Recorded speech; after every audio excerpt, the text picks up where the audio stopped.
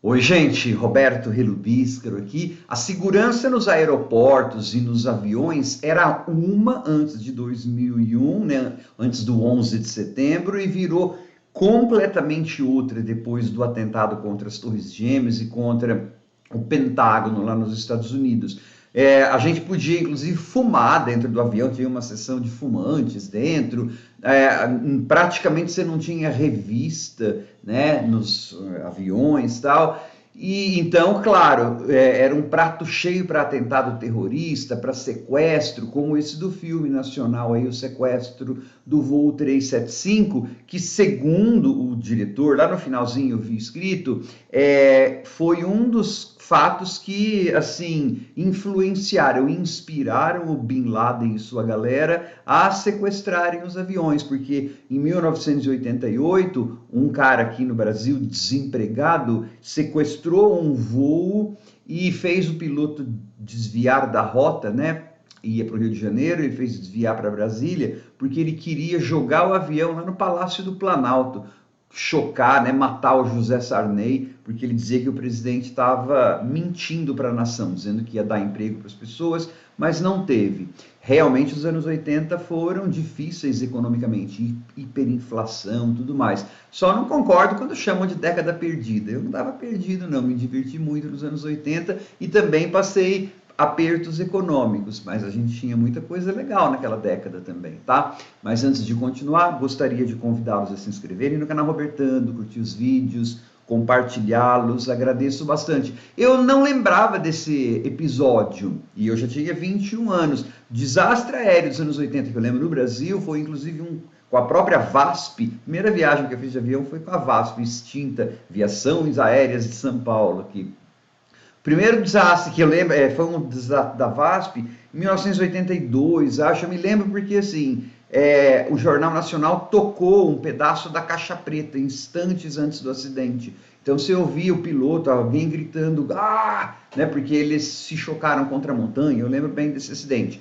Esse sequestro de 1988, não lembro. Então aí foi assistir a este filme, Sequestro do Voo 375, que em fevereiro de 2024 está no catálogo da Star Plus, foi assim um achado para mim, né? Porque assim eu sabia que não ia acontecer nada contra o Palácio do Planalto, que o avião não ia chegar lá, mas na verdade eu não sabia o que ia acontecer, porque eu não fui pesquisar, não fui nada, tá? E aí, assim, é um filmão que me deixou tenso, quase que do começo ao fim, não só porque eu não sabia exatamente como a história se conduziria, mas porque o filme em si faz com que você fique tenso, porque as atuações estão muito boas, porque as cenas internas estão muito boas, né? Os efeitos especiais deixam a desejar, né? Infelizmente. Mas aí por falta de grana, de certo, para edição, para o CGI, assim. Mas de forma geral, um filmão, porque assim, eles vão embarcar lá no aeroporto em Belo Horizonte, que não tinha raio-x, não tinha nada.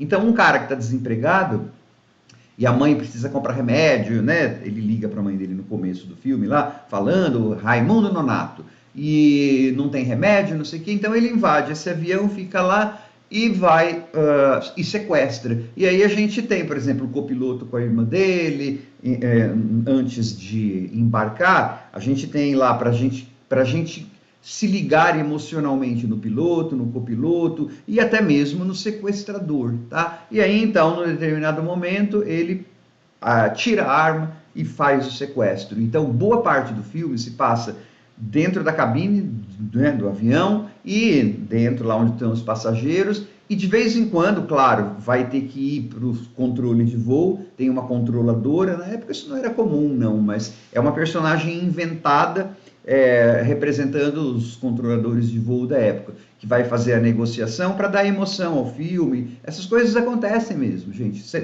O Aristóteles, lá na Poética, já falava que as histórias têm que ser enfeitadas. Na verdade, dizendo o seguinte, o que a história pode ser baseada em fatos. Então você tem que ser fiel aos fatos, só que você tem que ser fiel também a uma história ficcional, aí no caso, bem contada, né? Então, para dar esse aspecto de ternura e de o olhar feminino, fizeram essa personagem.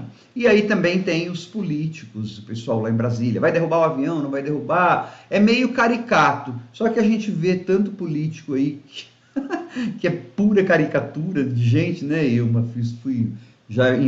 tive nesse mundo assim um pouquinho.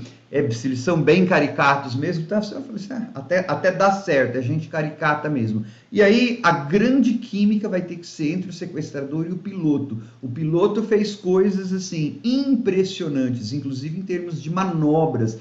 É de ficar tonto. Eu não gosto de voar, né? Detesto voar. Por mais que tenha sites, por mais que eu saiba que é seguro, eu sei tudo isso. Só que eu tenho medo de voar. Você vê aquele negócio. Vocês vão ver, gente. Eu não vou contar as peripécias que esse cara fez com um Boeing 737, com um avião que não era para isso. Precisa dizer que esse piloto nunca foi reconhecido pelo próprio José Sarney, né? Ele evitou um atentado enorme, assim. Nunca recebeu um negócio da presidência da República, nem depois, um agradecimento dos outros presidentes, póstumamente pelo menos, nem da Boeing, nada, né? Para variar, mais um herói brasileiro que passa assim, batido. Eu, por exemplo, não lembrava mais do acidente porque nunca mais se falou. A química entre essas pessoas está ótima e a tensão e o que eles fizeram para mostrar como que foi o interior do avião durante as manobras que esse piloto fez.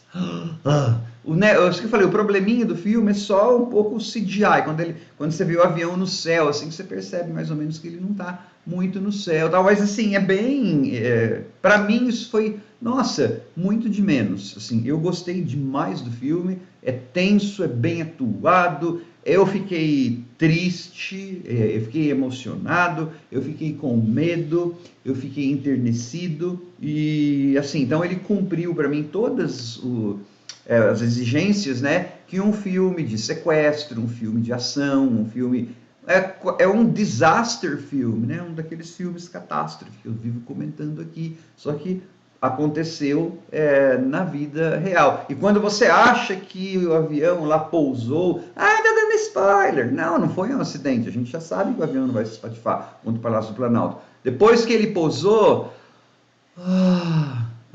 não fica muito não. Tá? O negócio é tensão do começo ao fim. Que filmaço nacional. Comecei em 2024 no Cinema Nacional com o pé direito. Adorei o Sequestro do Voo 375. Tchau.